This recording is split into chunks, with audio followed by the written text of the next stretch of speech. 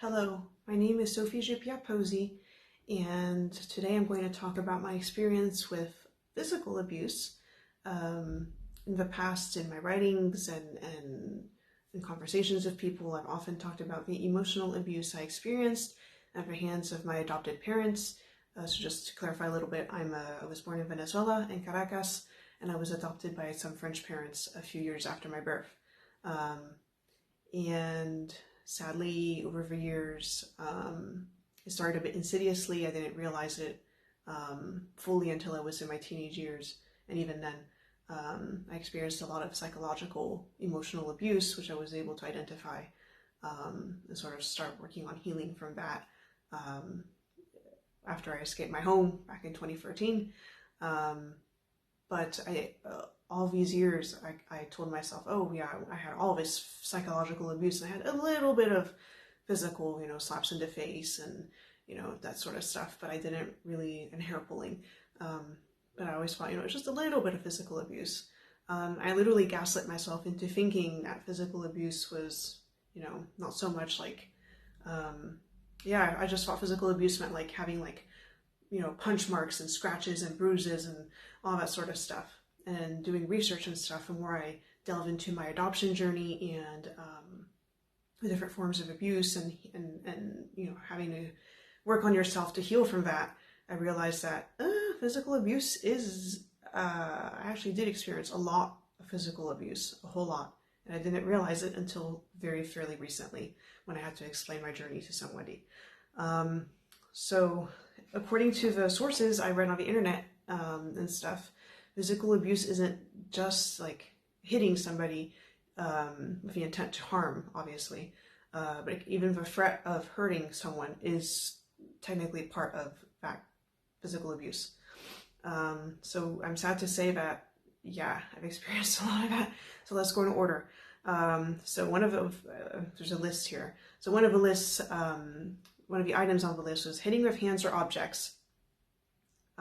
Yeah, I got hit. Slapped in the face. I get like closed fists on my head, like that. I had to put my arms up like that in order to not get hit on my head and my shoulders. I got my hair pulled all the time, even up to nearly my 20s, 20 years old when I left. She would just, my adopted mother would like yank my hair and literally drag me places, drag me to my room or whatever by my hair. Just very, very painful. On the list, I've seen slapping. Yeah, I got slaps in the face, other parts of my body, mostly my face, which also hurts.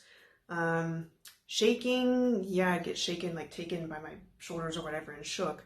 Or when I would do math with my father on the weekends, because he also has like anger management issues, and my mind would blank because I was so stressed about the whole process. I'm not good at math. And he had no patience when explaining it. He would grab me by the neck and like shake me by my throat, with his hand around my neck. So that counts as physical abuse. Next on the list was like throwing / pushing.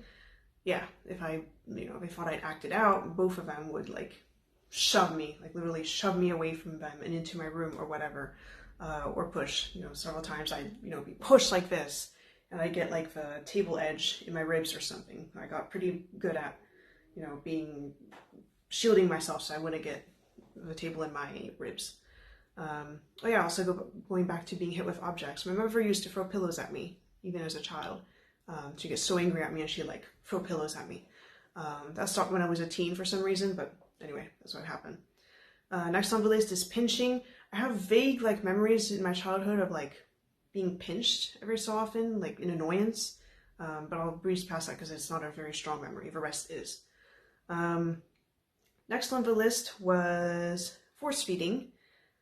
So yeah, I had very messed up teeth. The older I got as a kid, I was supposed to have braces, but it never happened. And my teeth got more and more out of whack over the years. I actually had to have braces for it eventually as an adult. My jaws were completely like misaligned. So anyway, I think that contributed to my eating slowly at home. And for some reason it aggravated my parents to no end. They got super furious about it.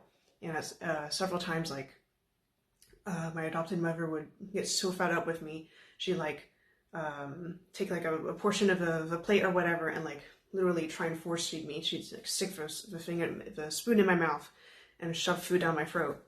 And it obviously nearly makes me want to throw up, having something thrown in your face like that. And two, like, yeah, it was so humiliating. It's like, just let me eat at my pace slowly. But yeah, it was just a thing. And also in relationship to feeding, my dad would also get super annoyed and stuff, and he'd like slam his fists on the table like this and be like, hurry up, like his face inches away from mine and stuff. It was not a pleasant experience.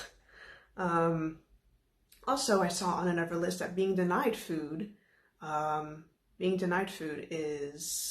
be considered part of physical abuse. Like I've said again, I eat slowly, and at one point in my teenage years, in an effort to get me to eat more quickly, my parents were like, if we're done, if you were done with your meal by a certain time, and I wasn't, the food that I hadn't finished would go away in the fridge or garbage or whatever.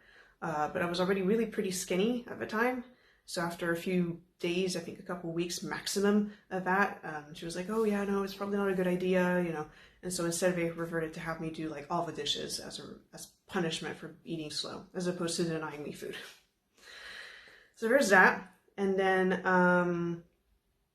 next on the list is being drugged. So sadly, it's not exactly like drug and like that I was given like narcotics or something like that, but right before I escaped my home, I was very unhappy with the whole situation. I couldn't drive. I didn't know how to drive yet. And so I was stuck at home, and my parents literally kept me at home because they were like, we were so mentally unsound, you're a danger to yourself. And so they literally kept me at home, kept the keys on themselves, that sort of thing. It was nightmarish.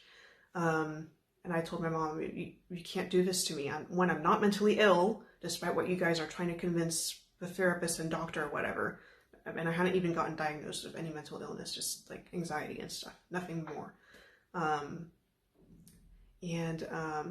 I tried to leave several times during that week in like end of November, beginning of December. And my mother was like, oh, well, you're unsound and stuff. And she would literally like restrain me from leaving. And I was like trying so hard to get out and I couldn't. And then at one point because I was queasy and nauseous all the time, she gave me this little pill that's like an anti-nausea pill. I think that she gotten for herself a few years ago. So she gave it to me, because why not, I guess.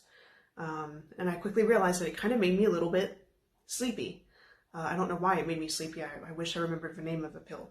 It was like this little pink, like hexagonal shaped pill or whatever, I guess nausea. And I made the mistake of telling her that it made me sleepy. Oh, after she said that, she was so happy. She was like telling me, oh yeah, even if I wasn't queasy, she was like, oh yeah, take it. And as a result, I spent most of that week kind of like a bit, dazed and stuff, because I wasn't like, it made me sleepy. And I guess it didn't make me as much of a hindrance when I was trying to get out. Like literally the last day leading up to my escape, she forced me to go to this art show and keep my mouth shut about everything that was going on. But she gave me the pill, which is stupid because I would have been a zombie. But at dinner table, like she went somewhere else and my dad was like, well, take the pill. And so I put it into my underwear and didn't take it. And so I was kind of more clear-headed and stuff. I was able to figure out a plan for the next day to bust out the window, that sort of thing. But yeah, that was definitely part of physical abuse, I guess. And then next there's being locked up or, false imprisonment, which I kind of already talked about it. I was not allowed to go out by any means, not even to get the mail. I couldn't even talk to my friends or anybody at school. I was in college by that point, that sort of stuff. It was one of the worst feelings in my life, was feeling locked and trapped inside my own home. I didn't feel safe. And whenever, if we happened to go out to like a doctor's appointment or whatever, they were on my ass constantly just to make sure I didn't speak to anybody or whatever. It was very frightening. So to conclude this video, I saw on the internet and different sites that being threatened with physical abuse is still abuse. You don't have to have bruises, scratches, and marks for it to be physical. Like I remember as a child that my mom would yell at me like, oh, you're making me so angry, I could just strangle you. Or she'd say like this expression in French, which is the equivalent of like, oh, I wish I could slice and dice you up in little pieces, you know. She was so furious. And I legitimately thought it was an idiomatic expression until like a few years ago. I tried to look it up on the internet and dictionaries and stuff, and there's no expression that I saw that means that. So I guess it was her own creation. So I guess, yeah, she was, I don't know what she was going on in her head, but there was that. So yeah, I was threatened with that. And at one point, you know, I got very scared because I basically got in trouble for creating fan fiction accounts without her permission online. And my mom went into this whole insane spiral. At one point, she was just going on and on about how it was chatting with people about our family and school and all that stuff. And she kept like, you know, literally putting herself in this hysterical, angry state in front of my dad, who was like in the house and stuff, and he was hearing it. And she kept like, it really felt like she was egging him on, like trying to make him angry and stuff about how awful I was being and what I'd done and that sort of thing. And at one point, like my dad like whooshed into the room. It was in the kitchen, and he like, you know, he was like, well, you think you had it so bad, I'll give you something to cry about, you know, that sort of thing. And I was like, he was like coming at me like this, and I was like, oh my God, he's going to like actually hit me, like not like just slaps and spankings, which I was used to, but like actual, you know. And my mom saw it happening because she was on the side like that from the office, and she was like, don't touch her, if you know, leave any marks or bruisings, you can show that to someone, and that's it, so don't touch her. So he backed off, like barely backed off, and yeah, that was the end of that, thankfully. But yeah, that gave me cold sweats for a while. So again, that's that intent to hurt that counts, and she was mindful, very mindful of what we were doing was wrong, as you can tell by that statement. And yeah, the times I left bruises, well, I got a few scars and stuff where like he kind of manhandled me, and like I, you know, my arm brushed against a chair or whatever, and it left a mark or whatever. Because again, my adopted father had no patience. But bruise-wise, he left me an enormous bruise on my breast, my right one, when I was like 13, again, during one of those infamous math sessions. He really lost his temper. He grabbed me by like the scruff of the neck and dragged me all the way to the bedroom, and then tried to throw me against the bed.